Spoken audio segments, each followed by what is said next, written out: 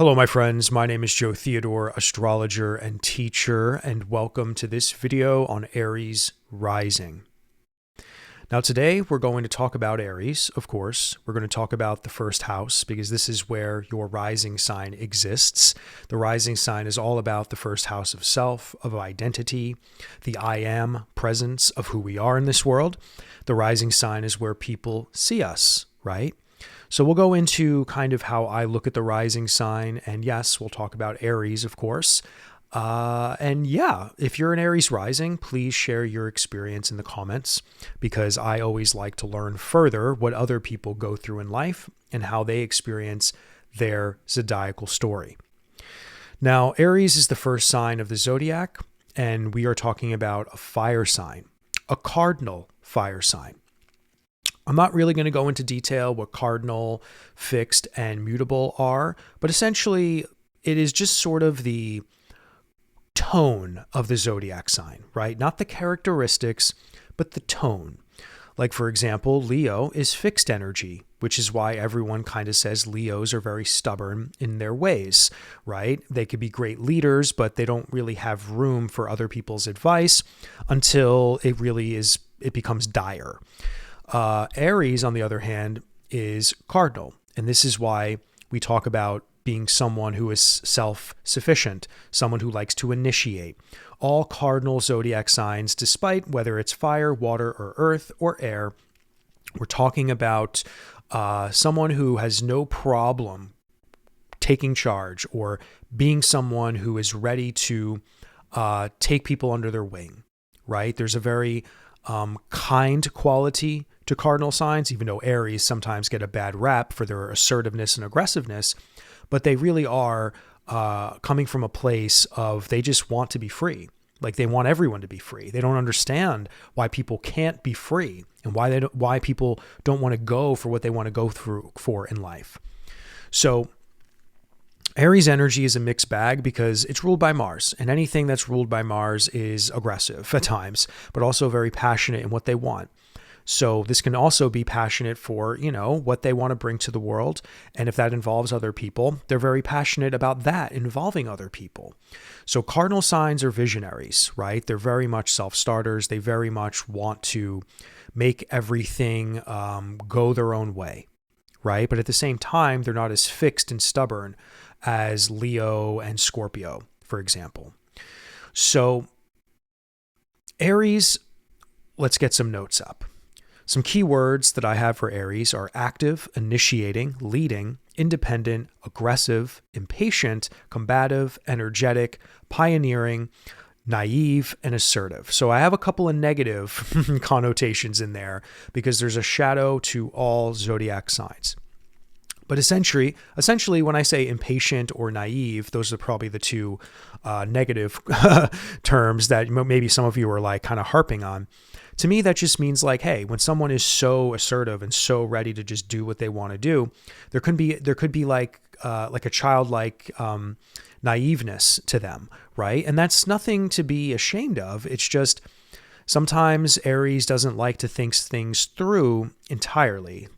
Unlike, for example, Virgo, right? Or even Capricorn. They really like to think things through because they're earth signs. So that just comes naturally to that territory. Even Taurus, right? Taurus is a fixed earth sign. They are very much not naive, in my opinion. And if they are naive, it's probably in a place in their birth chart where like another zodiac sign falls, or where Aries is maybe in their life, right? Because we each have a zodiac sign that occupies a different part of our life. I'm sure many of you know that. But you know what I just said there, right? All those key words for Aries. We're talking active, initiating, leading, independent. We all know that Aryan quality is a go-getter. And Mars can be very, very hot and very, very aggressive in doing so. So if you are in Aries rising, people might see that in you. People might have always seen you as someone who really just went for things in life, someone who wasn't afraid to go on that road trip, someone who wasn't afraid to go for their dreams, right? Or whatever the case may be. Or people might have known you as someone who's very angry, right? Someone with a lot of angst, someone who doesn't like to be tied down. So Aries is very, very expressive and very independent, okay? And the first house is all about the self. It's about identity. It's about who we are, right? It's in early childhood, the first house is all about your early childhood, right? The birthing into the world. That's why the first house starts the zodiacal story. The first house is the birthing into the world. So when we become birthed into the world, that's when the world finally meets us, right? So it's a two-way street. We're subjectively experiencing life through our rising sign and our moon sign and our sun, because the big three is the rising, moon, and sun. So that's pretty much how we live our life. That's how we operate, right? And the rising sign, we come into the world and the world meets us halfway. And that's why people see us, first impressions, with the rising sign. So if you're an Aries rising, people will see that fiery nature about you. People will see that you're a go-getter and you like to initiate things. People will see your independence. People will also see that when you take something serious in life, you will take it even more serious than maybe someone else.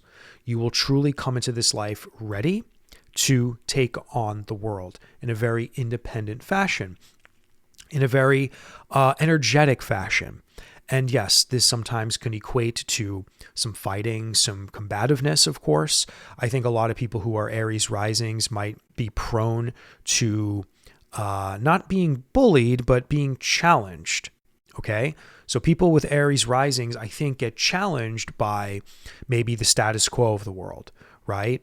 Or if an Aries rising meets a Leo rising, there could be a little bit of tension there. But if they learn how to reconcile their differences, they can really learn from each other, right? Fixed fire versus cardinal fire. The cardinal fire is always going to want to lead the pack, where Leo is definitely going to want to lead the pack, but there's not going to be any room for potentially other ideas aside from their own until they're very much convinced that there's something else better than what they're coming up with. Because Leos just like to be seen, and they like to have the attention on them, and they like to show the world something that they really want to show the world. Where an Aries wants to do the same thing, but they also don't want anyone telling them what to do as well. But they want to be able to kind of take charge. Like, they want to do the action. They want to be left alone too. So that's the thing with Aries. They want to be left alone. They want to just go their own way. Where Leos don't want to be alone. They want some other stuff going on in their life, and they're very fixed in their view.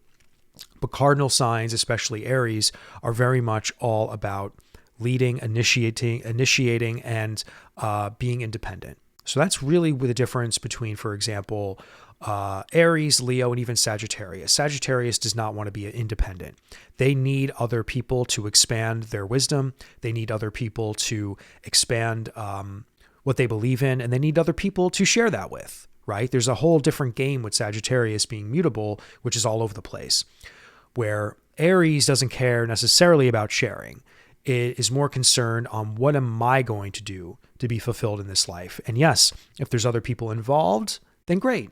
But I am perfectly fine doing this on my own. I am perfectly fine leading. I am perfectly fine inspiring on my own. You know, where Leos need more adornment, right?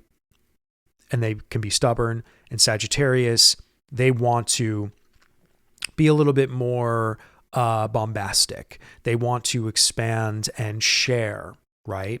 They want to really change up a lot of stuff, and they want to be able to express that into the world, and they can't do that alone, right? Sagittarius doesn't like to be alone. Aries does. So if you're an Aries rising, right, first house of self-identity, that's where the world sees you. The world will notice that about you immediately, okay? Now, one quick example of an Aries rising that I'm thinking about offhand is, I know a solo sailor, right? I follow YouTube channels where they sail around the world, and that's kind of like a little silent obsession of mine. I love watching sailing YouTube channels and people that literally sail themselves around the world in these like 30-foot boats, and they're just solo sailors.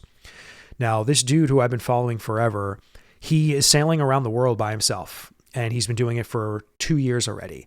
And he's actually a triple Aries. So he's an Aries rising, an Aries moon, and an Aries sun, all in his rising sign, all in his first house of self. He has only been on his own his whole life.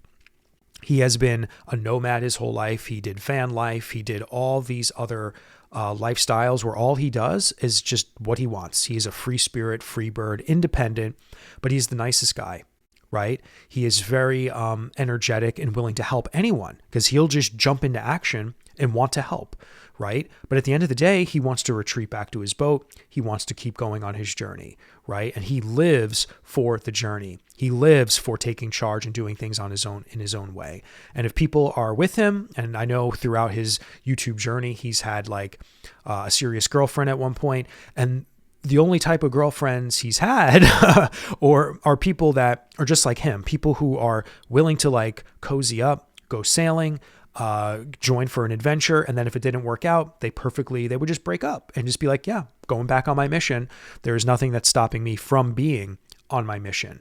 Like, I am going to be independent, move forward, active, initiating, again, just completely moving on and doing what one wants. And as an Aries rising in his case, even though he's got a lot of Aries energy, but his rising sign, people have always seen that in him as well, right? So I hope this little take on Aries made some sense for you guys today. I think that's all I'm going to share. I want to keep these rising sign videos a little shorter. I do have a moon series, by the way, if you guys are new to my channel, so go check that out. And yeah, hope this was enjoyable, my friends. Please consider subscribing if you're new, like, comment, and like and comment. That really helps the channel's growth here. And yeah, I'll see you in the next video, whichever video that is that you watch.